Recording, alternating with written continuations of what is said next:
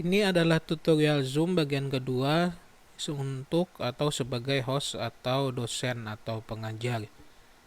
Yang pertama-tama kita buka aplikasinya dulu. Ini tampilan aplikasinya, lalu kita new meeting kayak kemarin juga. Ini untuk memulai sebuah kuliah online atau meeting. Ini join with computer audio supaya ada suaranya. Dan kalau videonya mati seperti ini, tinggal lihat di bawah sini aja, tinggal dihidupin.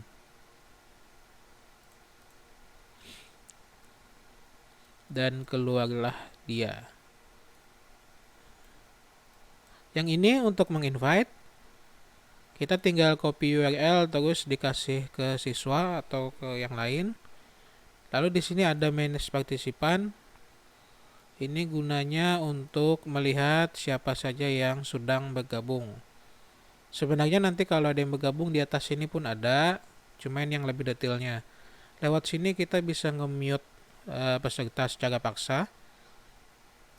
Contohnya ini saya join dulu pakai HP sebentar.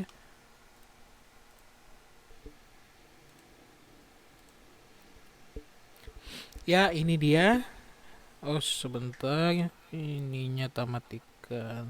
Oke. Jadi ada dua peserta. Ini saya sebagai host, lalu ini HP saya yang ada di situ. Jadi kita bisa nge-mute dia. Kalau di-mute, peserta itu tidak bisa ngomong. Jadi ini nge-mute secara paksa. Pesertanya bisa nge-mute diri sendiri. Kalau kita unmute itu kebuka.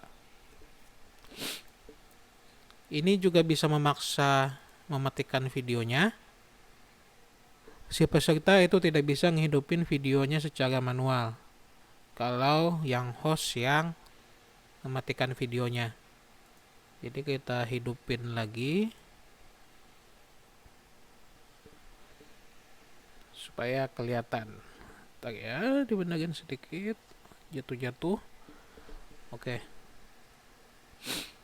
Lalu ada make host atau make host. Ini untuk menyerahkan host kepada peserta lain. Ini untuk meng-kick atau mengeluarkan dia.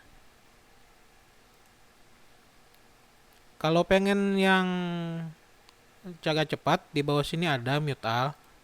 Ini berarti kita nge-mute semua secara massal. Jadi semua langsung ke mute dia. Kita hidupin dulu. Lalu tadi ada pilihan allow participant to unmute themselves. Ini kalau kita matikan, partisipan atau pesertanya nggak bisa ngebuka mute-nya. Jadi kita yang ngebukain. Jadi misalnya kita nih matikan lalu kita yes, di partisipan atau peserta dia nggak bisa nge-unmute atau ngebuka mic. Kecuali kita yang ngebukain secara manual. Misalnya kita unmute. Baru pesertanya bisa ngomong lagi. Lalu untuk meng-close-nya di atas sini ada close untuk menutupnya. Dan satu lagi, untuk peserta dia bisa di fitur Zoom itu ada namanya melambaikan tangan. Ini contohnya kalau dari klien atau peserta saya ada raise hand namanya. Melambaikan tangan. Jadi kalau di host kelihatannya kayak gini. Itu kalau di kelas ya sama aja dia ngangkat tangan padahal. Mungkin dia ada pertanyaan atau apa. Misalnya kita mute semua lalu ininya kita matikan. Lalu kita yes. Ini kan dia nggak bisa ngomong sama sekali.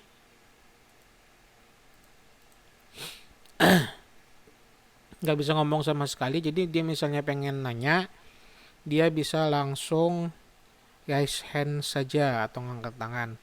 Itu tanda misalnya dia pengen nanya.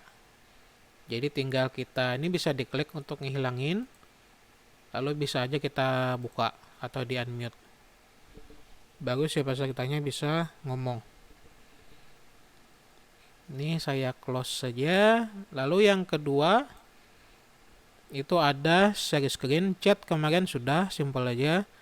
Nah untuk share screen, kemarin kita nge-share whiteboard. Selain whiteboard, itu sebenarnya kita bisa nge-share layar.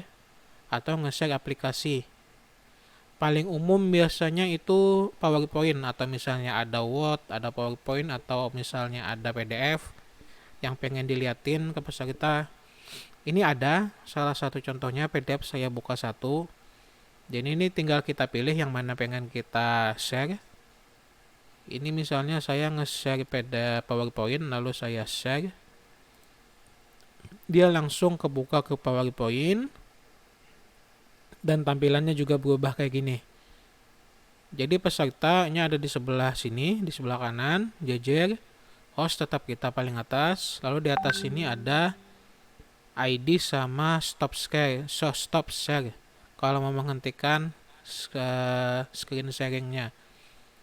Ini cuma nge-mute kayak biasa. Ini matikan video kita. Yang dilihat oleh peserta itu yang kita share, bukan muka kita. Ini kan di sini muka kita yang kelihatan, tapi kalau peserta itu ngelihatnya atau yang bisa kelihatan itu yang kita share, yaitu kebetulan PowerPoint ini. Jadi ini misalnya kalau PowerPoint-nya kita jalankan animasinya,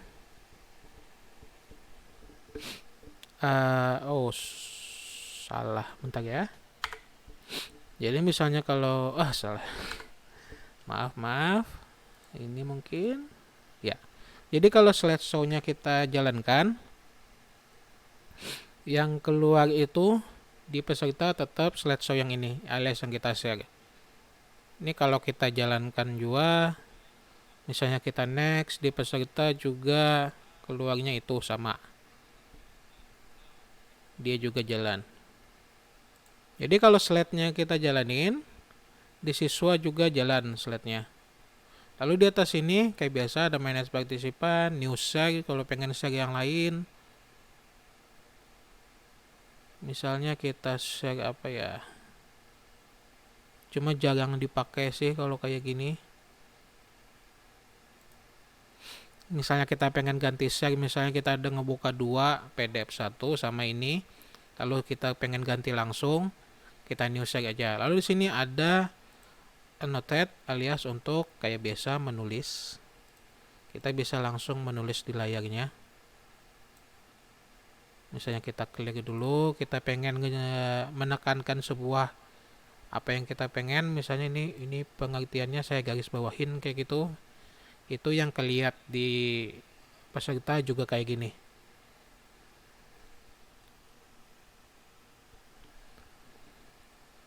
Ini beda dengan whiteboard. Kalau yang ini atau annotation namanya, ini cuma berlaku satu arah. Si peserta itu tidak bisa ngapa-ngapain, cuma ngelihat. Jadi misalnya kita kotak kayak gitu lalu warna merah, ininya saya perjelas misalnya. Itu nah kayak gitu bisa tulis manual, misalnya di teks dan sebagainya, kayak kemarin sudah dijelasin. Tapi ini beda dengan whiteboard. Ini berlaku untuk kita aja, tidak bisa si siswa atau peserta tidak bisa menulis di sini. Lalu ada remote control, ini nggak usah, untuk more-nya ya menu-menu yang lain. Lalu kalau misalnya sudah selesai, tinggal kita stop aja. Kalau di stop itu kembali ke video kita. PowerPoint di belakang masih jalan, ini lupa saya end aja. Lalu untuk chat sudah kemarin. Untuk record ini kalau pengen ngerekam kelas kita atau meeting kita, ini tinggal di record aja, dia jalan recording. Biasanya itu nanti kesimpannya di my video, reaction sama kayak kemarin. Lalu ini kalau pakai HP, misalnya laptopnya lagi rusak gitu, laptop dosennya, itu bisa pakai HP. Cuma kalau pakai HP share screen-nya agak ribet. Bisa seingat saya. Tapi kalau langkah-langkahnya sama, kita login dulu, buka aplikasi, login. Nanti ada sedikit saya contohin. Oke, sampai di sini dulu. Habis ini kita pindah ke yang menggunakan smartphone untuk host atau dosen atau pengajar. Kalau untuk menggunakan aplikasi, yang pertama jelas itu kita buka dulu lalu kita sign in. Di sini saya sudah sign in, jadi langsung ke new meeting. Jadi aplikasinya dibuka dulu, setelah itu new meeting, lalu tinggal start aja.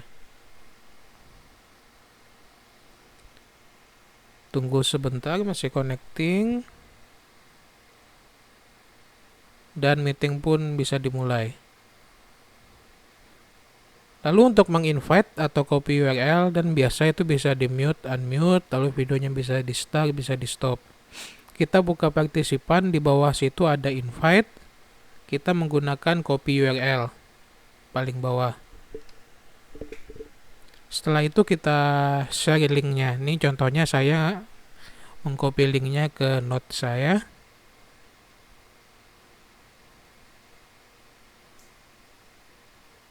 Link itu yang kita share. Lalu kembali lagi ke aplikasinya. Ini tampilannya kalau untuk host itu partisipan listnya bisa di mute, tapi bisanya mute all, bisa unmute juga sama kayak PC. Lalu di situ bisa di share, kita bisa nge-share foto, dokumen. Ini contohnya dokumen atau nge-share screen, tapi agak susah ya screen HP yang ke-share. Atau ini nge-share whiteboard kayak kemarin. Tinggal kita stop kalau sudah selesai.